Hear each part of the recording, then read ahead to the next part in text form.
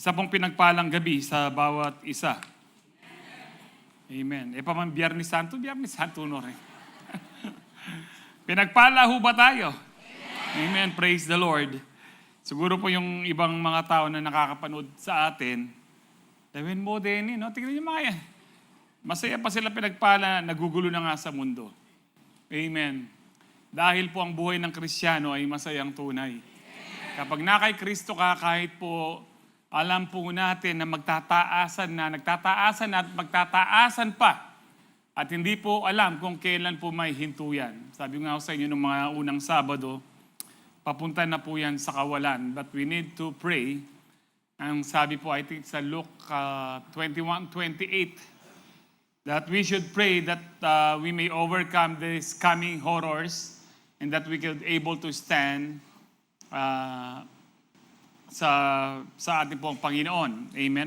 Tama ba yun? Nandiyan ba yung Luke 21:28? Anyway, yun po yung Ayan po pala. When these things begin to take place, ang mga nangyayari nga po, lahat po yan famine, earthquakes, no, at mga lindol at saka gera. Sabi diyan, stand up and lift up your heads because your redemption is drawing near. Nakuritang pray na. Baka sa 27. Anyway po, nandyan po yan. Pero ito po, kung naririnig na po natin yan, sabi po dyan, magalak na ho kayo. Malapit na ang pagbabalik ng Panginoon. Sino po excited na bumalik na ang Panginoon? Amen. Praise the Lord. Lord, wag mo na ngayon kagagawa pala. Kakakasal ko lang. Sabi ng iba. Saka, nino ito? Kakakasal ko lang, bago lang yung sasakyan ko. Bago lang yung aking nanulareta. BYD. Nana rin BYD kasi, Pastor Israel. Build your dreams. Ba yan? Halika, Pastor Israel Larete. Anyway po, no, don't worry, hindi po tayo pababayaan ng Panginoon. Lahat po ng mga bagay sa mundong ito, buhay po natin, lahat po ito ay temporary lamang. Huwag ho kayong manghawakan kung ano ang meron ho tayo ngayon. Maging sa buhay po natin ito, wag po kayong manghawakan. Ay, sayang po, Lord, strong pa ako, healthy pa ako. Si Pastor Manny na lang kasi tingnan mo, Panginoon. No? Siya na lang mauna. No? Mali mo, mauna nga ako, pero ikaw hindi ka nasusunod. No? Mas mahirap yon, di ba? Mas mahirap po yan. Anyway po, no? Nasa huling topic po tayo ng destined to be like Christ. Ang sabi po ng Bible, babalik ang Panginoon sa kanyang bride. No, sino po ang bride? The church. No, tayo po ang bride ng Panginoon na spotless and blameless. Ang ibig sabihin po nito, tamang-tama po ang mga nagiging topic po natin na maging kamukha po natin si Kristo. Amen. Tignan mo ang katabi mo, nagiging kamukha na ba ni Kristo yan? No? Baka yung Kristo dito sa LNW ang maging kamukha niyan. Anyway po, no, at piniprepare po talaga tayo ng Lord na malapit na po siyang dumating. Pag dumating po yan, sabi po sa Matthew 24, lahat ng yan, be sure that you are not afraid. Be sure that you do not fear. Darating, matatakot ka sa una, no? Pero sino ba hindi natatakot? Pero sa Kristiyano, hindi ka nananatiling takot. No, hindi ka nananatiling takot. Papasok po pero paalisin mo. Resist the devil. Submit to God. Resist the devil. Masarap pong mabuhay na wala kang ibang inaasahan kundi ang Diyos. Yun po yung una sa mga Beatitudes. Blessed are the poor in the spirit.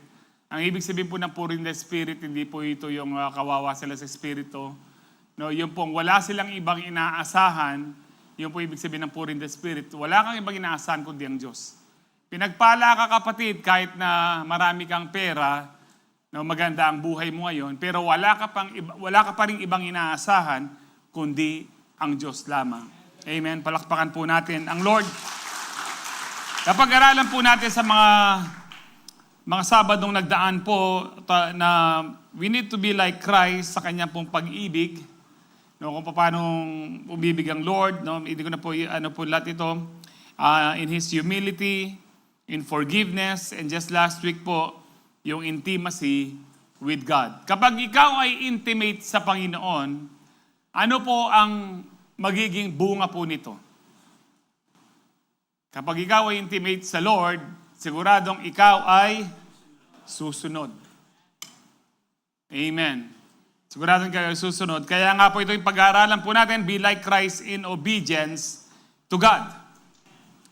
Noong mga nakaraang mga linggo po, iniisip ko, Lord, ang dami na po namin na pag-usapan about obedience since last year pa. Tapos, every month, nakasingit yung mga obedience. Ano pa po ba yung dapat po namin, pero niyo po, sa akin lang po parang wala na akong maisip. Pero sa Lord, kapag ano man ang kailangan mo na parang wala na, ibibigay niya pa rin. So may mensahe pa rin po ang Lord sa atin about obedience, kung paano natin gayahin po ang ating Panginoon.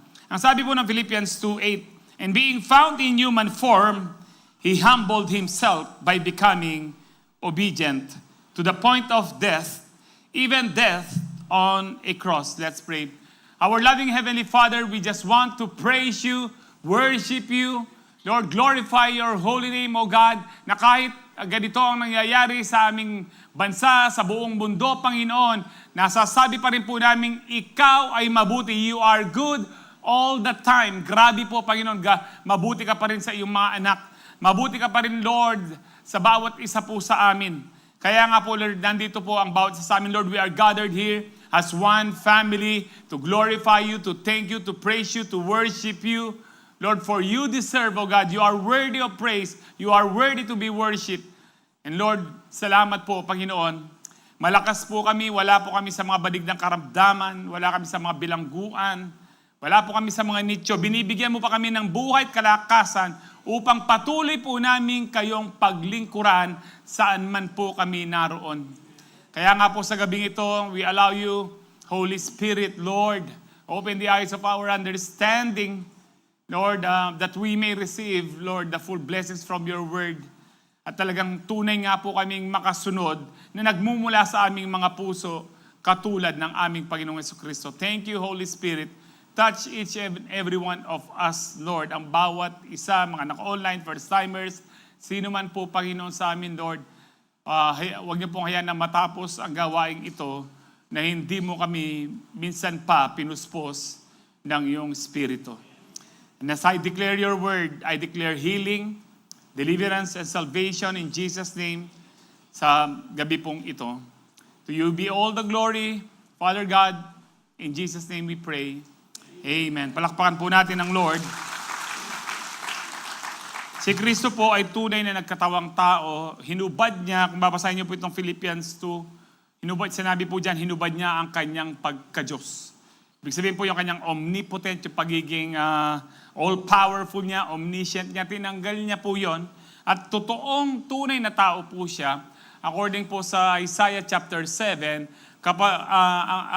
nung sinabi po na Isaiah, kapag pinanganak, itong sanggol na ito, kailangan pa siyang matuto. Turuan po siya. Turuan magsalita, turuan po sa ano. Si Jesus po, kahit po siya ay Diyos o anak ng Diyos, hindi po yan pinanganak ni Mary nung pagkaluwal niya, "Oh Mary, Joseph, kamusta kayo?" No, magmumukha pong tiyanak ang Lord sa ganung ano. Talagang tunay na tao na kailangan pong palitan ng diaper, padedehin po, no, patulugin po. Talagang dinanas po niya yan, katulad nga po natin. Kaya nga po sinabi po doon, lahat ng klase ng tukso, naranasan po niya. Hindi lang po yung tukso during the 40 days and 40 nights na ano. Actually po, habang naghihintay ang Lord sa right timing na 30 years old, na parang high priest na siya po ay maglingkod na, mag-minister na, ang mga kapitbahay niya tinutukso yan. "Oh, Jesus, ba't di ka pa nag-aasawa?" Sus naman, no? Tanda mo na. Ito, marami pong nagtutukso po dyan. "Oh, Jesus, ba't di ka muna mag-shot dito?" No? Marami pong Jesus, mag-ano muna tayo dito, Karakrus muna. Marami hong tukso, dinaanan po ang Lord sa bawat isa po sa atin. Meron din siguro nagbuli sa kanya. Siguro bakla yan. No? Lahat ng tukso dinanas po ng Panginoon. Pero sabi ng Bible, hindi siya nagkasala ni minsan. Amen po ba? Kaya nga po tayo, meron po tayong Diyos na hindi lang po siya basta Diyos at alam niya kundi naranasan niya. Iba po yung alam mo dun sa naranasan mo. Hindi, iba po yung kilala mo ang Diyos, pero iba po yung nararanasan mo ang Diyos. Amen, ho ba? Nararanasan niyo ba ang Diyos? Hindi lang kilala. Yung iba po, kilala lang. No? Pinako ng Biyernes Santo, ipinanganak ng Pasko, ipinako ng Biyernes Santo. Yun lang po ang alam nila. So, yun lang po ang alam po nila. Pero sa atin po, alam na po natin, kilala na po natin siya, although hindi perfect dahil tayo limited ang mind po natin, pero ang mahalaga, nararanasan po natin ang Panginoon araw-araw. Kahit pag bukas mo ng television, makikita mo yung balita, malapit ng mag-200 ang diesel, yung mga ganyan ho. No? Magkano na yung diesel yan? V-Power. V-Power? 135. Tinubo ka yata? 130 ang balo ko. Marami na po. May mga nag-aalok po sa amin na, alam niyo po yung mga bagong EV ngayon, e-vehicle na 4 to 5 seater na mukha pong laruan. Yung po ba, yung, how am I help you? Yung mga ganun po yung, parang cute-cute po nila na, may aircon. May aircon na po. No, may 150 to 170,000. Hulugan. Meron pong hulugan. Sabi ko sa miss ko, gusto mong kumuha ng ganyan. Ganyan din, bubulad. Paano, sa ano ho niya. Well, anyway po, ano man po ang sasakyan natin, kahit wala tayong sasakyan, magtatagumpay pa rin ho tayo sa buhay na ito. Alam po ng Panginoon ang nararanasan po natin. Naging tao nga ho siya. Pero to the point of death, no, hindi lang po niya alam yung kamatayan. Ngayon, naranasan din niya yung kamatayan. Yung pinakamasakit, baka yung iba sa atin po, or marami sa atin, hindi natin mararanasan kung gaano kasakit yung naranasan ng ating Panginoon. Na this Wednesday, pag-uusapan po natin yan. Yung 7 last words, at kung gaano kasakit po yung naranasan ng Panginoon, na hindi po naranasan ng marami po sa atin. Actually po, yung 3 po silang pinako doon eh. Iba yung pagkakaparusa sa ating Panginoon kesa doon sa 2. Mas matindi po yung sa Panginoon. No, pero tiniis niya po yun dahil sa pag-ibig. Anyway po, I hope kung wala po kayong importanteng gagawin this Wednesday, magkita-kita po tayo, 7 last words. Malay nyo, ano na po yun, last Wednesday na lang po yun. No? At wala na. Praise the Lord. Kapag nag-rapture po, naiwan kayo, no, kunin nyo yung electric car ni, yung BYD ni Pastor Joshua. No? Sa inyo na yun, tuloy nyo yung pagbabayad. Anyway po, God is good ho. At sa mga panahon pong ito, mas kailangan po nating sumunod sa Diyos. Hindi po tayo gagawa ng sariling pamamaraan po natin. Hindi po tayo gagawa ng mga sariling kaisipan po natin kung paano ho tayo magtatagumpay sa mga nangyayaring krisis ho ngayon. I hope hindi po kayo yung nakikita sa mga nagpa-panic buying ngayon. Anong hime, no? Pilang latang sardinas yung seliyo. Corn beef, pastor, mas marakalya yan. No, hindi ko po kayo kinokondem kung marami na po kayong Kasi po, kapag bumibili ka ng napakarami, kung nag-panic buying ka, nasaan ang puso mo? Na kaninong pagtitiwala mo? Sige, kunwari, nag-stock ka.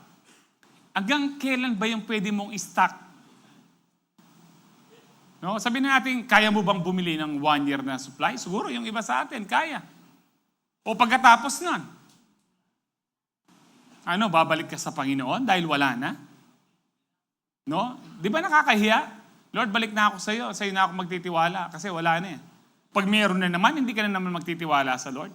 Sa umpisa pa lang po, magtiwala na tayo kay Lord. Amen po ba? Huwag tayong gagawa po nating sarili po nating pamamaraan. Lagi tayong sumunod sa Panginoon. Tandaan niyo po ito, no? Ang pagsunod sa Diyos ay hindi mo ikapapahamak kailanman. Hindi tayo mapapahamak sa pagsunod sa Diyos. Bagkos, lalo tayong pasasaganain, pagpapalain, at higit po sa lahat, nandoon yung kanyang pagliligtas at proteksyon sa atin. Amen. Kaya nga po, sabihin mo sa katabi mo, magtiwala ka lang sa Diyos. So number 1 po, mag-start na po ako. To be like Christ in obedience to God, we must demonstrate our love and devotion to God. Para maging katulad daw po natin si Kristo, kailangan pong ipahayag po natin, ipakita. Let us show our love and pure faithfulness or pure devotion, pure loyalty po sa ating Panginoon. Kung paano naging dinemonstrate po ng Panginoon ang kanyang pag-ibig sa Ama. Gusto rin po ng Panginoon, ng Diyos, na tayo rin po ay, kung talagang iniibig natin ang Diyos, ipakita po natin, wag nating itago. Amen po ba? Nakakita na ho ba kayong ayun pong asawa niya o nobya pa lang niya, kahit nobya pa lang po, kahit girlfriend pa lang, pero nahihiya siyang ipakilala niya ang nobya niya. Kung kayo po yon, matutuwa ho ba kayo? No, hindi, siyempre, mag-iisip ka, baka meron itong, bakit niya ako kinahihiya? O baka meron na siyang asawa na iba, na ganun po. Pwede kayo po pa-adjust yung aircon kayo, ne? Balo ko summer na yan, mga lunggong ko yan. Anyway po, gangta mong fan na. Thank you. Now, dito po sa Ephesians chapter 5, makinig po tayo mabuti sa 5, 1 to 2. Ang sabi po dito, imitate God, therefore, in everything you do. Imitate God, therefore, in everything you do. Paano natin imitate po ang Panginoon? Tuloy lang po natin. Because you are His dear children. Gagayahin po natin daw ang Diyos. Bakit? Sa lahat natin ginagawa. Bakit? Kasi tayo ay mga anak ng Diyos. Kaya ito po sinasabi ko sa inyo, ang mga tunay na ligtas, hindi po asal demonyo yan. Yung, ay ligtas na tayo, okay lang na magsugal, okay na lang na mag-inuman tayo, grace ng Lord eh. Alam niyo po yung mga balasubas na yan? Na grace na ng Lord, ginagawa na po nila lahat ng, hindi mo na ma-distinguish kung sila po ay Kristiyano o taga-mundo. Actually po, taga-mundo na talaga sila. Kasi sinasabi nila, grace ng Lord, kahit anong gawin natin, hindi na mawawala ang kaligtasan po natin. Yun lang po ang alam nila, yun lang po ang in-embrace nila. Because pinipili lang nila ang mga salita ng Diyos. Hindi nila kinukuha po lahat. So kaya natin dapat gayahin ng Panginoon ang unang reason dahil tayo ay mga anak ng Diyos. And then sabi dyan, live a life filled with love. Following the example of Christ, paano tayong binibig? He loved us and offered Himself as a sacrifice for us, a pleasing aroma to God. Now, live a life filled with love. Ibig sabihin po dito, and then following the example of Christ. Imitate God, following the example of Christ. Pareho lang po yun. No, ang ano ho dito, kapag susunod ho tayo, hindi po out of obligation. Sino po ang narito dahil it is out of obligation? Kailangan kong magsimba eh. Or kaya po dahil naging routine mo na. No, masyado ko na naging familiar sa nangyayari na lang, paulit-ulit na lang po, naging kultura mo na lang po. Pero hindi po yan dapat. O kaya, nandito ka para pakita mo na ikaw ay Kristiyano. Pakitang tao lang. Pero, okay po yung iba, no, pero yung pinaka-motivasyon po natin kung bakit tayo sumusunod sa Diyos, kung bakit ho tayo naririto. Kahit po ako, sinecheck ko ang sarili ko eh. Na, bakit ba ako nagpipreach na kahit na nangihina ang aking katawan? No, 19 years na po ako nagda-dialysis. May mga kirot pa rin po sa mga joints. Kahit po yung mga daliri meron, pero wala pong kwenta yan sa kapangyarihan ng Panginoon. It is because, bakit po natin ginagawa yan? Bakit ko po ginagawa ito pong lilingkod dito? Ang unang motivation po natin dapat ay mahal natin ng Panginoon. Amen. Siguro po, meron sa inyo, gusto yung matugunan yung inyong panalangin, okay po yan. No, gusto yung ma-bless, okay din po yan. Pero, ang nauuna po sa lahat ng mga yan, na motibo po natin, dapat yung motibo natin, kaya natin sinusunod ang Panginoon, kaya tayo nagsisimba, kaya natin ginagawa ang kakalooban ng Diyos, Dahil una sa lahat, mahal natin ang Diyos. Amen. At doon na po mag-uumpisa lahat yan. Kapag mahal mo ang Diyos, hindi ka mag-struggle na pumunta ng church. Kapag mahal mo ang Diyos, hindi ka mag-struggle na mag-see you. Amen po ba? Yung kapag nag-see you kayo, pinapakita mo, excited ka. Pero next week, absent ka na naman. Anong kaplastikan yan? Kung excited ka, hindi ka nag-a-absent sa mga gawain ng Lord. Kita klaro yung mag-amen, no? Hindi mo kasi atin dyan, pastor, talagang nga kwantin dyan. Basta't nga atin dyan kumo, ang alam ko lang, ang naintindihan ko, kapag mahal mo ang Diyos, gagawin mo ang lahat. Parang kapag yung nung naligaw ka, katulad ni Pastor Jun, na kahit hindi ka marunong umakyat ng nyog, akyatin mo, gagawin mo ang lahat para lang maipakita mong mahal mo yung nililigawan mo. Pastor Jun. Atilani makadukuyaw. Gagawin mo po ang lahat kapag mahal mo isang tao. How much more sa Diyos? No? Kapag ayaw, maraming. Kapag gusto, mayroong paraan lagi po. Kaya gusto. Ikayong mag-online, mag-random kayo. Alto, lulbog kayo. Siyempre, excuse po yung kung talagang meron kayong importanteng naging lakad o merong na hospital, emergency.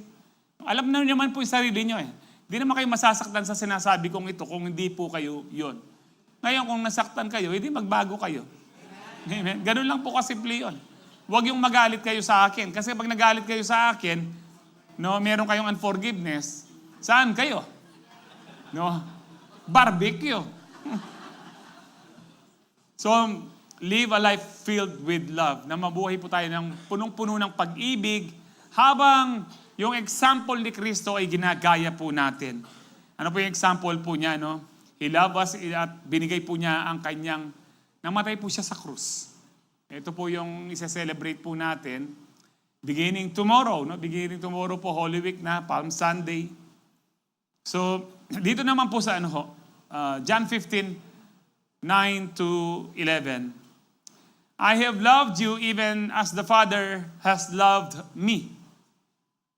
Isipin niyo po ito, minahal ko kayo kung paanong minahal ako ng Ama. Or minamahal ko kayo kung paanong minamahal ako ng Ama. Now, remain in my love. Ang pag-abide o pananatili sa pag-ibig ng Diyos ay isang utos. Remain in my love. Ang sabi, hindi po yan na sinabi ng Panginoon, please remain in my love. It is not an option. It is a commandment. Kino-command po tayo ng Panginoon, manatili kayo sa aking pag-ibig. Lalo na po ngayon. Ang sabi po sa 1 John 4, no, perfect love cast away fear. Ang pag-ibig ng Diyos, ito lang po ang perfect. Kung alam mong mahal ka ng Diyos, hindi ka matatakot dahil kapag alam mong mahal ka ng Diyos, kung paano mahal mo yung anak mo at gagawin mong lahat para protektahan siya, gagawin mong lahat para magandang buhay niya, eh di lalo ang Diyos na napakabuti. Na maniwala ka lang na mahal ka ng Diyos. Kahit kanina lang naging matigas ang ulo mo, mahal na mahal ka pa rin ng Diyos. Amen po ba? So manatili kayo sa aking pag-ibig. Sabi niya, when you obey me, or when you obey my commandments, you remain in my love. So naging topic na po ito natin na maraming beses. Paano po tayong pwedeng manatili sa pag-ibig ng Diyos? Tayo ay mananatili sa pag-ibig ng Diyos kung tayo ay sumusunod sa kanyang mga utos. Di ba sa Romans 8:35, alam niyo po ito, no? Hanggang 39, who shall separate us from the love of Christ? Sabi nila, ayan, no? Once saved, always saved, wala nang makakapaghiwalay. Meron, nakala mo lang wala. Ang makakapaghiwalay sa iyo, sarili mo. Because hindi ka gagawing robot ng Diyos. Meron ka pa rin free will na tumalikod sa Kanya. Amen po ba? Alam mo yung OSAS, discuss ko po ito kahapon sa mga pastors. Dalawang klase ang OSAS, yung once saved, always saved. Yung OSAS na kahit na magpakasama sila, ligtas pa rin po sila. Yung isang OSAS naman, medyo maganda. Medyo maganda, kaya sabi ko medyo, kasi hindi naman siya, hindi siya sa Bible. Kung wala kang alam sa Bible, maniniwala ka na, sabi niya, ang isang once saved, always saved, ito naman yung naniniwalang, kapag ikaw ay tunay na ligtas, hindi ka tatalikod sa Diyos. Pero walang ganoon sa Bible. Ang sabi po ng Matthew 24, even si Paul, in the last days, many will turn away from faith. Pwede po natin pakita yun, paghihanap na lang. Matthew 24 verse, alam nyo na yun. Marami ang tatalikod, no? Ayan po, no? At that time, thank you sa verse 24:10. At that time, many will turn away from the faith. You can never turn away from faith kung wala ka sa pananampalataya. Amen po ba? Yung iba po kasi sinasabi nila, hindi naman Kristiyano yung mga yan. Kasi po, pwede mo lang talikuran ang pananampalataya kung ikaw ay dating nananampalataya. Hindi po sinabi dyan, at that time, many will reject the faith. Yun po, posible na hindi Kristiyano reject si Kristo. Pero hindi po, sabi po dyan, in the last days, Matthew 24 po, chapter 24, based po yan sa last days. Sa mga huling araw, maraming tatalikod sa pananampalataya. So, either the two of the osas, na kahit masama sila, maliligtas pa rin, yung isa, hindi ko sinasabing hindi sila ligtas, pero hindi rin tama na isipin mong yung tao kaya yan tumalikod, hindi siya tunay na born again. Maraming born again na tatalikod sa bibitawan ang pananampalataya. Kahit ngayon lang po, alam po natin kung sino po yung mga tumalikod na siguro sa mga kakilala nyo sa mga pananampalataya. Kaya nga sabi ng Panginoon, manatili tayo. Nothing and no one can separate us from the love of God or Christ if we remain in His love. How do we remain in His love? We obey His commandments. Sabi po dyan, when you obey my commandments, you remain in my love, just as I obey my Father's commandments and remain in His love. Sabi, anong pinapakita dito? Kung paano pinapakita ko na mahal ko ang Ama, no, ganun din kayo, sumunod kayo, ipakita nyo na mahal nyo ko. I-demonstrate nyo. Remember, ito yung first point natin. I-demonstrate nyo yung loyalty at saka devotion nyo sa akin. Kung paano dinemonstrate ko yung pag-ibig ko sa Ama at saka yung loyalty o yung devotion ko sa Ama. And then, ito po yung maganda sa 11. I have told you these things. Sinasabi ko ang mga bagay nito sa inyo so that you will be filled with my joy. Yes, your joy will overflow. Sa ibang salin po, magiging kumpleto ang joy mo. Si Kristo po naranasan niya yung totoong joy to the point of death sa pagsunod po.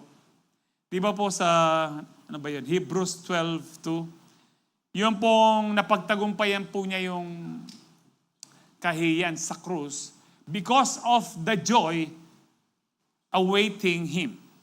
Ayan po, fixing our eyes on Jesus, the pioneer and perfecter for faith, for the joy set before Him. Merong joy after po nung He endured the cross. Alam niya, pagkatapos ng paghihirap sa krus, merong matinding kagalakan ang naghihintay. Magiging kumpleto. Hindi ba nagagalak si Kristo during, the time na hindi pa siya pinapako? Nag-enjoy. Pero, magiging complete, mag-overflow ang joy kapag nag-obey ka sa Ama, nanatili ka sa Ama hanggang wakas. Amen.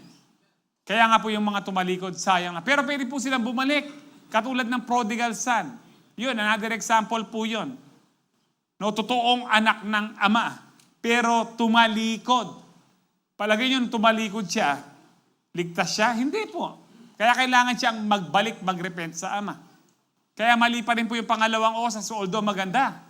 Kung wala kang alam sa Bible, kapatid, maganda na yun. Kung tunay kang Kristiyano, hindi ka tatalikod. Doon niyo at mag-amen kayo.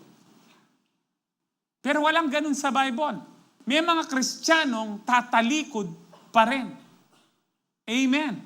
Kaya gagawin po natin, katulad ng sinabi ng Revelation, sa mga huling araw, Yung masama, magpapakasama pa yan. Ano, sinishare lang po ni Pastor Jun sa amin to kanina.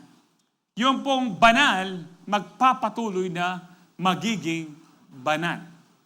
Amen. Para manatili po sa kaligtasan. So kung tunay kang Kristiyano, amen po ba? Huwag kang tatalikod sa pananampalataya. Kasi pwede kang tumalikod, pero huwag kang tumalikod, kapatid. Kapag tinalikdan mo, sayang na sayang. Kasi ito po yung isipin nyo, lahat po ng nasa impyerno ngayon, hindi na po sila pwedeng tubusin pa. Kapag napunta tayo ng impyerno, o yung iba sa inyo pala, no? Pag napunta yung iba sa inyo, no? Sa impyerno. Hindi tayo kasali. Yung iba, ewan ko kung nandyan yung iba. Nandyan ba kayo, iba? Pag napunta ka ng impyerno, kapatid, hindi ka na pwedeng umalis doon. Habang buhay na pagsisisi. Amen po ba? Hindi totoo, wala namang mawawala sa akin kung hindi ako mananalig sa Diyos. Malaki at maraming mawawala sa iyo. Punong-puno ka ng pagsisisi. Ang impyerno po yan po ay lugar ng pagsisisi. Amen po ba? Parang awit lang ni Freddy Aguilar yan eh. Nagpagsisising nasa isip mong nalaman mong ika'y nasa impyerno. Ta-na-na-na-na. Nasa impyerno pala ako. Totoo pala ang impyerno, totoo pala ang Diyos. Alam niyo po ngayon na hindi po nag-enjoy yung mga tao na sa impyerno. Sumisigaw po yan. Panginoon, patawarin mo kami! Patawarin mo ako, ligtas mo ako. Sumisigaw po yan. 24/7, pero wala na. Kahit anong sigaw mo. Ngayon ka na sumigaw, Panginoon. Panginoon, salamat na naliligtas mo ako, Panginoon. Panginoon, salamat. Alam ko, ligtas ako sa biyaya mo. Ngayon ka na magpasalamat. Ngayon ka na humingi ng tulong habang buhay ka, kapatid. Walang purgatorio sa Bible. Wala pong purgatorio. Wala nang combantrin. Dito po ang purgatorio, pinupurga na ho tayo. Pinupurga na po yung masasama po nating ugali. Para po tayo ay makapasok. Amen ho ba? Ma-qualify bilang mga anak ng Diyos. Amen. Kasi mo sinasabi, di pastor, pinagtatrabaho natin yan. Hindi po. Hindi natin pinagtatrabaho kasi, kaya tulad ng kanina, bakit tayo mag-o-obey sa Diyos? Kasi nga, ikaw ay anak ng Diyos. You are not qualified talaga kung ikaw ay tumanggap lang kay Kristo at hindi ka sumusunod. You are not qualified for heaven. Ang tunay na qualified, tumanggap, daniwala.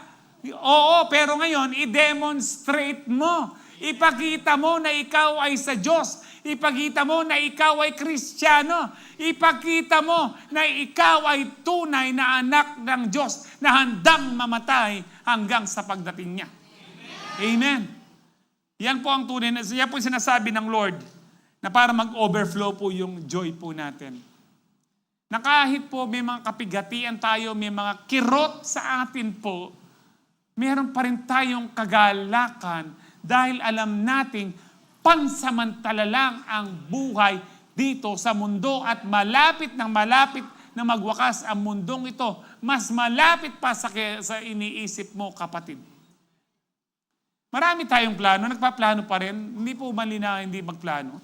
Kami po nagpaplano pa rin na yung anak David Bunso mag-medicine pa rin.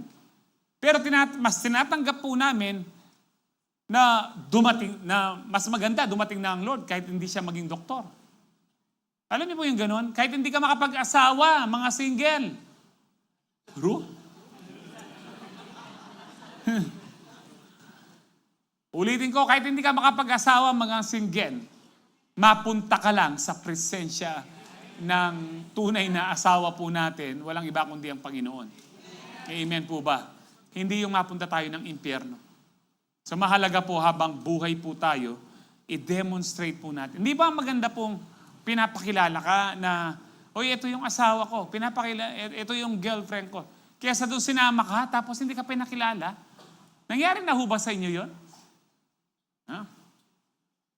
Yung iba, yung iba, medyo.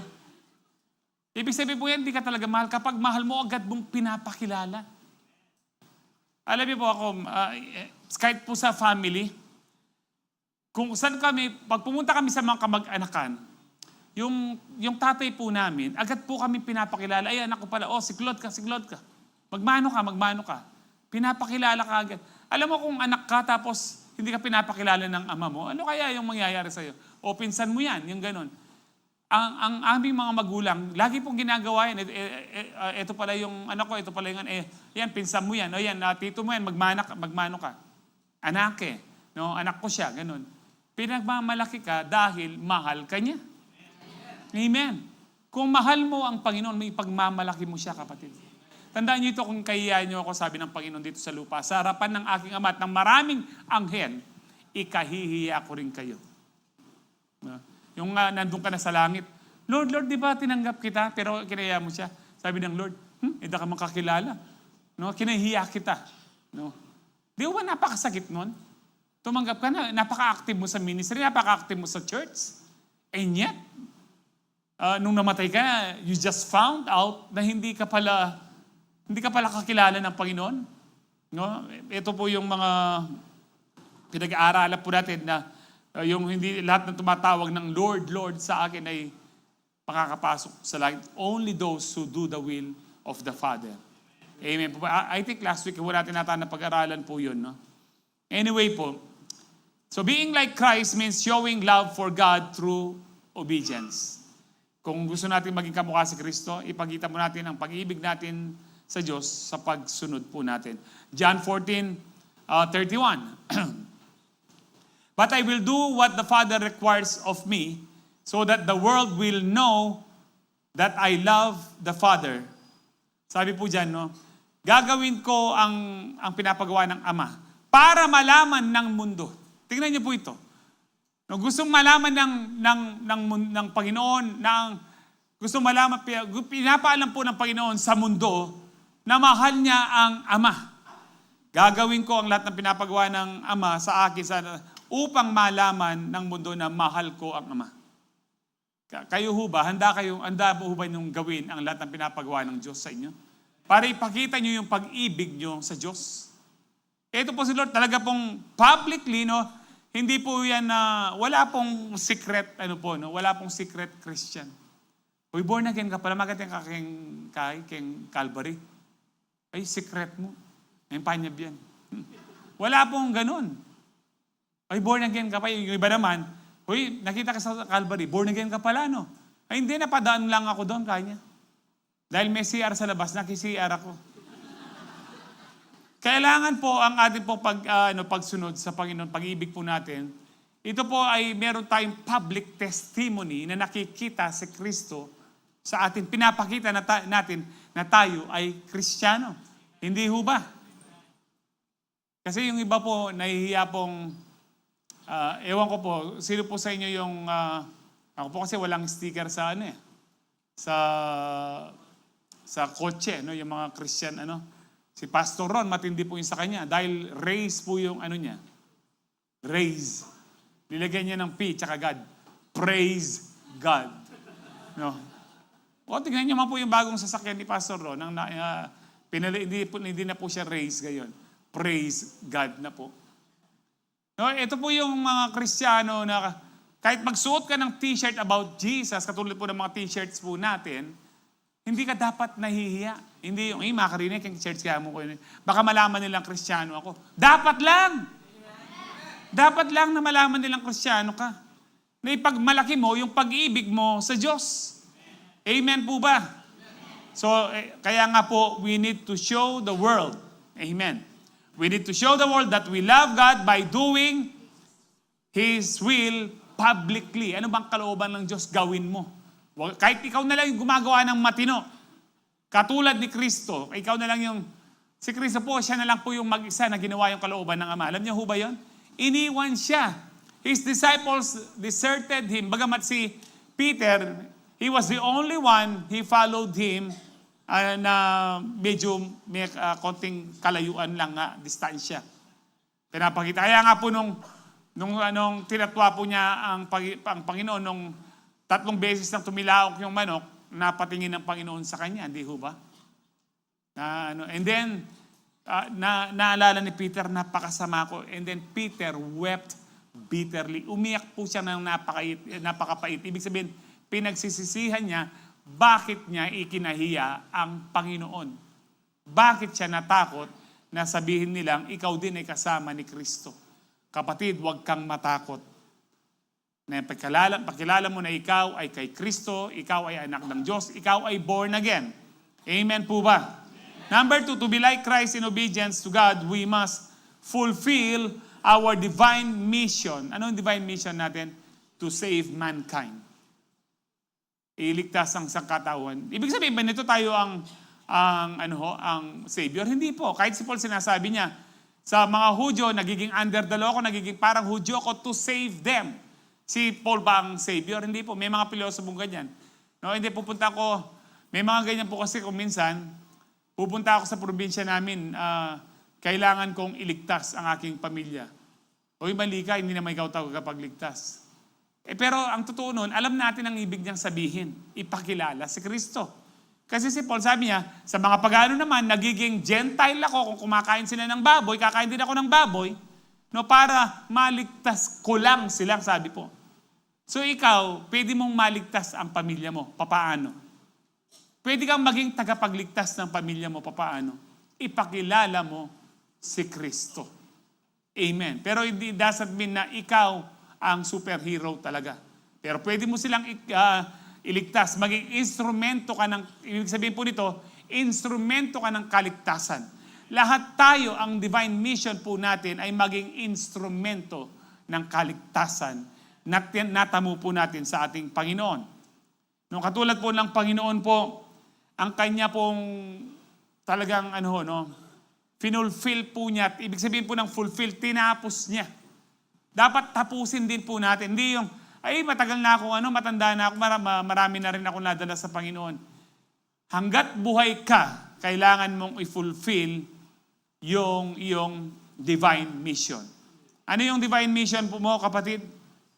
No, i-proclaim ang gospel, i-save po ang mga tao, i-save ang pamilya mo. Si Paul nga po, pwede niyong pakita ito, Acts 20:24. Si Paul sabi po niya, sa Acts 20:24, however, I consider my life worth nothing to me. Isipin niyo po ito, mahalaga ho ba yung buhay niyo? Of course. Pero si Paul ang sabi niya, ang tingin ko sa aking buhay, wala na yung saysay kanya. Bakit? My only aim is to finish the race and complete the task. Matapos ko yung karera at yung kompletuhin ko yung assignment ko. Na binigay sa akin ng ating Panginoon, sabi niya, the task of the Lord Jesus has given me, the task of testifying the good news of God's grace. In other words, kung sasummarize ko po yung sinabi niya, walang saysay ang buhay kong ito kung hindi ko tatapusin yung assignment na binigay sa akin ng Panginoon. Mga kapatid po, huwag niyo pong sayangin ang buhay niyo. Tapusin po natin yung assignment natin. Ano po yung assignment natin? Ang ating divine mission. Ano yung divine mission? The Great Commission. What is the Great Commission? Matthew 28, Mark chapter 16. Go into all the world and preach the gospel. Make disciples. Teach them to obey everything Jesus has commanded us. Amen. Hindi po, ang priority po natin ay yung i-proclaim ang gospel. Amen po ba? Kung paanong ito po naging priority ng Panginoon. Sabi po sa Romans 5:19, for just as through the disobedience of the one man. Ang disobedience ng one man po dito, ang tinutukoy sino? Si Adan. Yung pagiging rebelde o pagdidisobey ni Adan, ang sabi po dyan, one man, the many were made sinners. Ang many po dyan, pertaining to all pa rin po yan. Hindi po lang po yan. Ibig sabihin ba, nitong many, kung sasabihin mo yung many, pastor, many lang. Ibig sabihin, mayroong matutuwid. Kokontra na yun sa ibang sinabi ng napakaraming talata, lahat tayo nagkasala. So ang many dito ay all pa rin. Kasi yung all, napakarami. Kasi po merong all na konti lang. Halimbawa, all of us, pero dalawa lang kayo. No? All of us, pero tatlo lang kayo. Hindi pala, mali pala yung dalawa, no? Both of us lang po yun. Pero kapag tatlo na, pwede mong sabihin all of us. Kapag sinabi mong all of us, ilan ba kayong all of us? Napakarami nyo. Tatlo lang, pero konti. Kaya dito yung many, lahat, napakarami. Yung lahat dito kasi napakarami, billion. No, sabi diyan, dahil sa pagsaway ni Adan, lahat tayo ay naging makasalanan. Were made sinners. Naging makasalanan. Alam niyo po, doon pa man, kahit po ako tinatanong ko nito, fair ba yung si Adan nung nag-aaral pa po ako, high school ako. Tanong po namin to ng mga kaibigan ko. Fair ba yung si Adan yung nagkasala, pero pati tayo damay? Kumbaga po dito, yung tatay mo, isang drug pusher, siya lang po at nakapatay ng tao, pati ikaw at buong pamilya nadamay. Fair ho ba yun? Siyempre hindi. Hindi siya fair. Amen? Pero ito po yung pamamaraan ng Lord. Kasi po galing tayo kay Adan, yung pagiging sinners po natin dito, yung pong nature po natin. Namana po natin. Yung ugali, yung katangian, namana po natin. Hindi po sinabi dyan na, for just as through the disobedience of the one man, many or all of us committed sin. No. Kaya nga po yung baby na hindi pa nagko-commit ng sin, makasalanan na po siya. Pero, paano siya naging makasalanan, pastor? Hindi pa nako-commit. Tama ka, hindi pa siya nag-commit. No, may mga baby pa hanggang ngayon, nasa sinapupunan, wala pa sila kasalanan, pero makasalanan na sila. Paano sila naging makasalanan? Dahil kay Adan. Yung ating genes, na makasalanan, yung genes ni Adan na makasalanan, napasa po sa atin. Amen. Nakakasunod ho ba tayo? Kaya sabi ni David, sa sinipupunan pa lang, alam ko, Panginoon, makasalanan na ako. Hindi niya sinabing, sa sinipupunan pa lang, Panginoon, alam ko, nagkasala na ako. Nakukuha niyo ho ba? Maraming bata, ngayon, mga baby, makasalanan na po sila, pero hindi pa ho sila. Pero paano yun, pastor, kapag namatay yung mga baby, makasalanan pa sila. Hindi sila tumanggap sa Panginoon, ligtas sila. Ligtas po sila. Makasalanan sila. Ligtas po sila. Hindi ko alam kung paano hindi ko po talaga maintindihan to kasi sinabi po ito sa 2 Samuel, no? Tama ba? 17 ata. Nasabi ni David nung yung pong baby niya kay Bathsheba, may sakit, nag-ayuno siya. Ayaw kumain, pinapakain siya ng mga servant niya. Nung nabaltaan niya, nagbubulangan yung napatay na yung bata, sabi niya, namatay na ba yung bata? Kanya. So, tumayo na po siya, naligo, kumain. Nagtataka, confused. Yung kanyang mga servant, sabi niya, mahal na hari, yung boy pa yung bata, hindi ayaw mong tumayo, ayaw mong kumain, kanya. Pero ngayon na, excuse po, pero ngayon namatay na siya. Bakit, kung kailan namatay siya, doon kayo tumayo at kumain? Sabi niya, kaya hindi ako kumain ng nagpipray ako, malay mo, magkaroon pa ng mercy ang Lord, buhayin pa niya ang bata. Pero ngayon patay na siya. Mababalik ko ba siya sa akin? Hindi na. Ako na ang pupunta sa kanya. Kaya po yung mga bata, mga walang muwang, bata po, mga walang muwang. Pero kung minsan, meron ng muwang yung bata, 4 or 5 years old pa lang. Kaya po huwag niyong ipagbawal lumapit sa Panginoon. Huwag niyong ipagbawal lumapit ang mga bata sa akin dahil ang mga bata yan nabibilang sa Ayan po, nakita na po sa 2 Samuel, Salamat, sa verse. Kaya nga po, anong sabi ng Proverbs 22:6? Train up a child in the way he should go, and when he is old, he will not depart from it. So ito po yung sagot kay 2 Samuel, na yung mga bata ba hindi ligtas, makasalanan na pala sila, hindi po.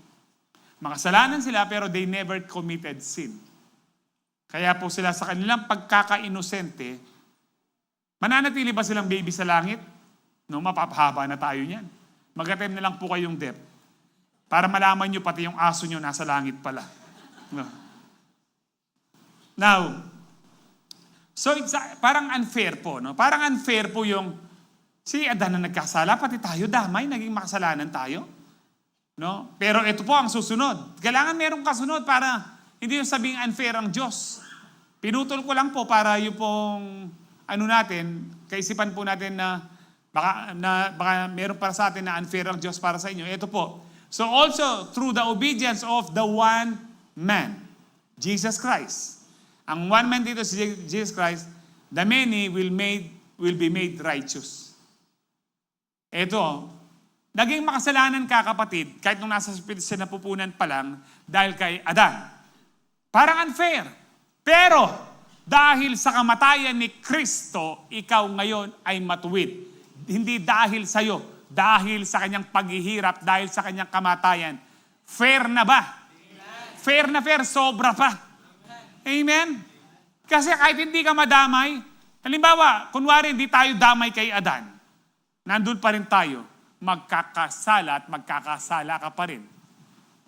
Oh. Alam ng Diyos, magkakasala ka pa rin eh. Kahit hindi tayo madamay dun sa ginawa ni Adan at saka ni Eva, magkakasala pa rin tayo. Tao po tayo. Pero ngayon, ito more than unfair na ito po unfair sa Panginoon. Hindi siya ang makasalanan, hindi siya ang gumawa ng kasalanan, walang ginawang kasalanan, pero namatay siya sa krus para po pagbayaran ang kasalanan mo, kapatid. Kasalanan natin lahat. Na ngayon ay matuwid na tayo by grace. By grace, I am righteous. It's all because of Jesus. Amen, huba? Ito po yung mission ng Lord, na maging righteous po tayo. Muli, sa Hebrews 5:8-9, sabi dito, even though Jesus was God's Son, He learned obedience from the things He suffered. Ito po, siya po'y Diyos na anak ng Diyos. Pero kailangan pa niyang matuto. Di ba sabi ko sa inyo kanina, hindi pinanganak si Kristo, na hello, Mary, nagsasalita na at tumatakbo na, no, habang nandiyan pa yung umbilical cord niya. Ano? Hindi po ganon. Talagang tao po siya. He needed to learn. He needed to learn. Kaya kahit po yung Torah, yung Bible po nila noon, pinag-aralan niya. Kaya nung 12 years old siya, kasi po, mga ganyan, pag lad na 10 to 12 years old, pinag-aaralan na po nila ang Bible. Dapat po, ang mga Hudyo, mga batang Hudyo, dapat pag-aralin na po ang Torah. Ano po ang Torah? Pentateuch, Genesis, Exodus, Leviticus, Numbers, Deuteronomy. The first five books written by Moses. Pinag-aaralan po, kaya nga po namangha sila sa katalinuhan ng batang si Jesus nung 12 years old po siya. So kahit po dito, kaya sabi ng Hebrews, natuto siya na sumunod from the things He suffered. Ang suffering niya, hindi lang po sa krus. Buhat nung naging tao siya, suffering na po yun.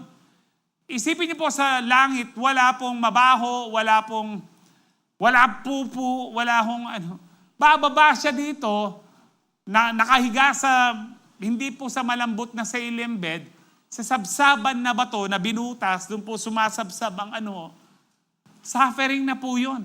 Buhat nung naging tao siya, suffering na po yun. But He learned to obey to the point of death. Kaya sabi niya dito, in this way, God qualified Him. Tignan niyo po, di ba Son of God na siya, dapat automatic qualified na siya. Hindi po kailangan siyang, dahil tao siya, kailangan siyang ma-qualify, sabi po diyan, as the perfect high priest, and became the source. Siya po yung naging source. Ano po pag sinabing source? Siya ang pinagmumulan ng alin? Ng eternal life, ng eternal salvation. Para kanino? Para lang doon sa kakilalang Panginoon, tinanggap lang siya. No, for all those who obey Him. Bakit sa John 3:16, Pastor? Those who believe lang. Kasi nga po, to believe is to obey. Sinagot ng Hebrews 5, yung John 3:16. Yung to believe, hindi ka lang naniniwala. It's not just a mental assent. It is not just a mindset. Basta naniniwala ako sa Diyos. Patunayan mo, mag-obey ka. Na-qualify siya he learned obedience and he was qualified to be the perfect high priest. Na siya po ang tagapamagitan po natin, ang high priest po tagapamagitan between God and men. No, at siya po yung ngayon source of eternal salvation. Wala nang ibang kaligtasan pa, kapatid. Huwag kayong maniwala na may mga ibang kaligtasan pa, mayroon pang way. There is only one way. And his name is Jesus. Hindi po other way si Allah, si Buddha. Bakit? Kasi hindi sila ang may-ari ng langit. Sumunod ka kay Allah, sumunod ka kay Buddha, kay Muhammad, pupuntahan mo kung saan sila pumunta. Sumunod ka kay Jesus, pupuntahan mo kung saan may choir, no? Pastor, 10 minutes na lang kayo kasi may choir. Praise the Lord. Malapit na po ako magtapos, wag kayong mag-alala. Mga 30 minutes na lang. Hindi, 10 minutes pala, no? So, ibig sabihin po dito, kung si Jesus, kung si Kristo, dapat niyang matutunan sumunod sa kanyang pagsasakripisyo mula nung bata siya. Marami tayong sakripisyo din, di ho ba? Lalo na nung nagkamuwang tayo, nag-aaway yung magulang mo, wala kayong ulam, wala kang baon, wala kang tsinelas, butas yung iyong short. Ngayon, hindi po naranasan ng mga bata yan. No? Sa atin po noon, hindi natin naranasan yan. Maswelo na ka, potang megkay ka, may cool spot ka. Tsaka totobits, masaya ka na pag nagtotobits ka dyan sa palengke. Alam niyo yung totobits? Totobitis. Di ho ba? Yung kayong magaganda yung height nyo ngayon, pwede kayong magtotobitis niyan, di ho ba? Yan po yung totobits. Maswelo na ka pero marami tayong suffering. Hanggang ngayon, may mga sufferings tayo. Problema sa bahay, problema sa tuition fee, problema sa health.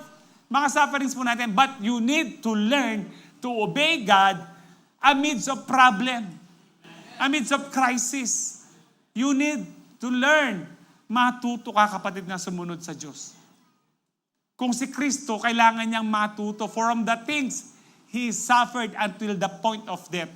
Sino tayo para hindi rin matuto na sumunod sa Diyos sa mga sufferings po natin ngayon? Kung yung suffering mo yung asawa mo, matuto ka pa rin sumunod sa Diyos. Amen. Magbabago din yan.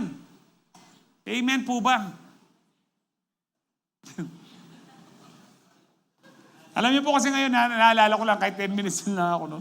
Naalala ko lang po yung, kasi ewan ko, si Pastor John kasi may planong pumunta ng Israel yan, mag-trip ng Jerusalem.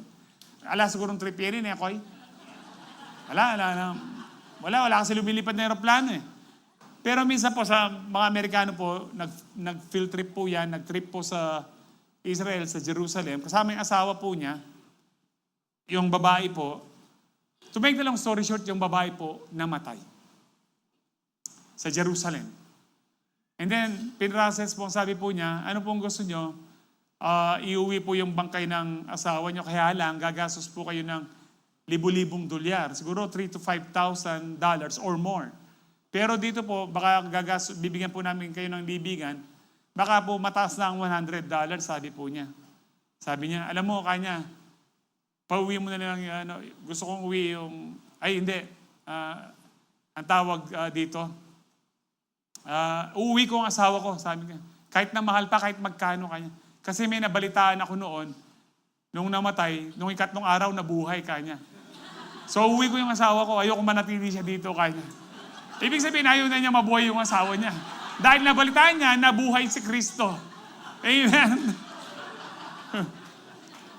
Next week, rengalwagya kayo, akwayo na yan. In Jesus' name.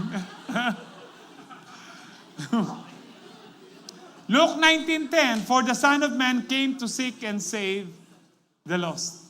Hindi na wala sa focus si Lord. Kaya po tayo, never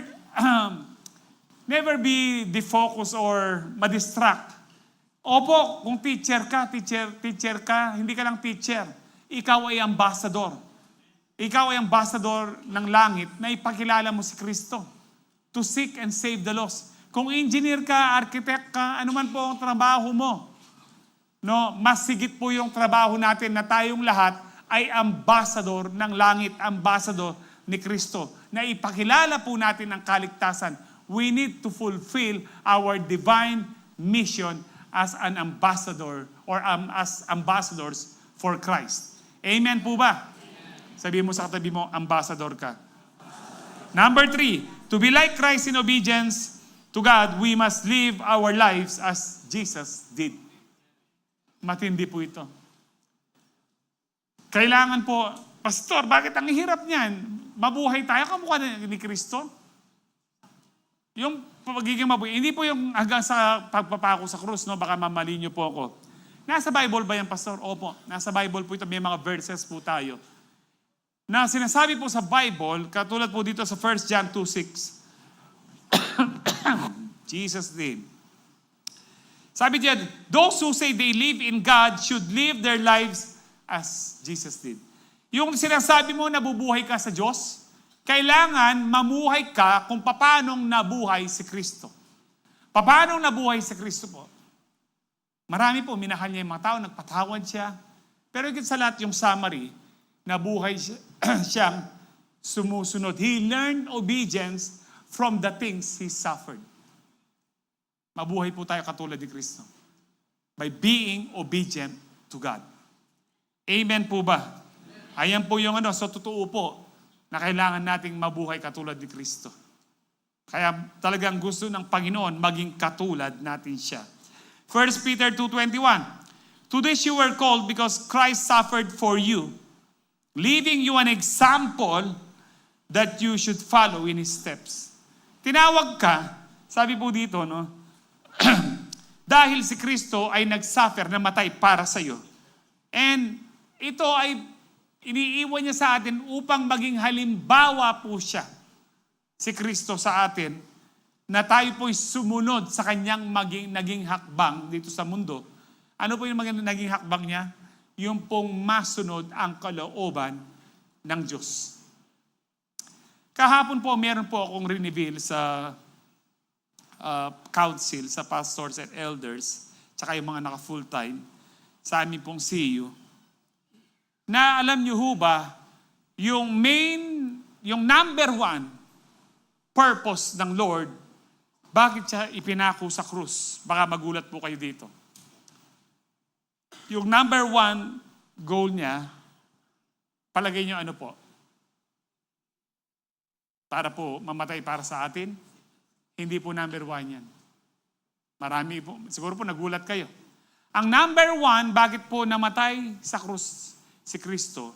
Ang number 1 motibo po niya is to do the will of the Father. To do the will of the one who sent Him. Hindi ho ba? Doon sa Garden of Gethsemane, na po natin last week itong verse na ito, kung pwede yung ipakita uli. Sabi niya, 3 times pinag-pray niya. Sabi niya, Father, if it is possible, na hindi na matuloy itong krus, take this cup away from me. No, but nevertheless, mamamatay pa rin ako para sa tao, na para sa kanila. Hindi po niya sinabi yun pero yun po ang goal actually. Yun ang goal. Pero yung number 1 motivation ni Kristo, nevertheless, not my will, but yours be done. Kaya po sa ipinako sa krus, ang number 1 motivation ng Panginoon ay yung gawin yung kalooban ng Ama. Ano yung kalooban ng Ama? Mamatay sa krus si Kristo. Bakit? Para ikaw at ako ay magkaroon ng kaligtasan. Nandoon pa rin tayo. Amen. Pero yung number 1, gawin yung kalooban ng Ama. Ang kalooban ng Ama, iligtas ikaw at ako. Amen po ba? Kaya ito po yung naging example ng Panginoon sa atin. Ang sabi po dun sa naging verse natin kanina, balikan lang po natin, Philippians 2:8, and being found in appearance as a man, He humbled Himself by becoming obedient to death, even death on the cross. Bakit nga po? Kasi nga po gusto niyang sundin, not my will, but yours be done. It's a radical humility po sa Panginoon ito na He humbled Himself to the point of death on the cross. Na tayo rin po na magpakumbaba. Ano po yung tawag natin sa mga mapagpakumbaba based sa Bible? Yung sumusunod sa Diyos. So we need to radically humble ourselves before God para po magawa natin yung kalooban ng Diyos. Showing His love to the world, katulad po ni Kristo. Sabi po ng Galatians 2:20, I have been crucified with Christ. I no longer live. Kung napako ka na, kapatid, buhay ka pa ba? Hindi na. Kaya sabi ni Paul, hindi na ako nabubuhay. But Christ lives in me. Si Kristo na ang nabubuhay sa buhay na ito. Ang sabi po niya dyan, the life I now live in the body. Ang buhay na pinamumuhay ko ngayon sa katawang ito. Ang sabi po niya, I live by faith. Ako'y nabubuhay sa pananampalataya ko sa anak ng Diyos na nagmahal sa akin at ibinigay niya ang sarili niya sa akin. Let us be reminded tonight, mga kapatid, na tayo ngayon ay born again na you don't live for yourself. Hindi na yung mga pangarap mo. Huwag mong ituro ito sa mga anak mo. Anak, anong gusto mong ano? When I grow up, I want to be. Alam niyo po, kaya nga pa, bata pa lang tinuturuan na po natin maging selfish. Dapat po, ang sabihin na ituro natin sa ating mga anak, mga po, when I grow up, I want to be what God wants me to be. Yun po ang ultimate goal natin, katulad ni Kristo, to do the will of the Father. Amen. May pangarap ka, kapatid, ipag-pray mo kung will ng Lord. Kapag hindi na will ng Lord yan, mas maganda ang will ng Diyos sa iyo, kapatid. Amen po. So you can live like Christ in obedience to God if you acknowledge that you died with Christ on the cross. Pero kung nabubuhay pa rin yung pansarili mo, hindi ka mabubuhay para kay Kristo. Hindi mo gagawin ang kalooban ng Diyos. Nabubuhay ka sa laman eh. Gagawin mo pa rin yung mga good time ng mundong ito. It's about time, kapatid. Huwag na tayong magsayang ng panahon. Use our lives fully, totally. I'm not saying mag-resign kayo. Hindi po. Kung nilagay kayo dyan sa trabahong yan, anuman ang trabaho nyo, ang pinakatrabaho nyo, hindi yung trabaho nyo, kundi ang pinakatrabaho ng bawat isa, ambassador tayo ni Kristo. Ipakilala si Kristo sa lahat ng tao. Sige po, mag-review na po tayo. Be like Christ in obedience to God. Demonstrate our love and devotion to God. We need to fulfill our divine mission to save mankind and live our lives as Jesus did. Last verse, habang piniprepare po ang Holy Communion, Luke 11:28, He replied, Blessed are those who hear the word of God and obey it. Alam niyo po yung context ito? Maraming namangha kay Kristo sa pagpipraise po niya, pagpapagaling niya. Ang sabi po ng mga tao po dito, mapalad ang ina na nagsilang sa iyo. Anong sagot ni Kristo? Sino po yung ina po ni Kristo in the flesh? Si Mary, mapalad po talaga siya. You are blessed among women. Sabi po ng angel sa kanya, si Gabriel. Pero sabi ng Panginoon, blessed rather are those who hear the word of God and obey it. Ano po sinasabi ng Panginoon dito? Mas pinagpala ka kay Maria kung ikaw ay sumusunod sa Diyos. Amen. Susunod ba tayo sa Diyos hanggang huli? Kahit magkagera at magkagera na. Amen po ba?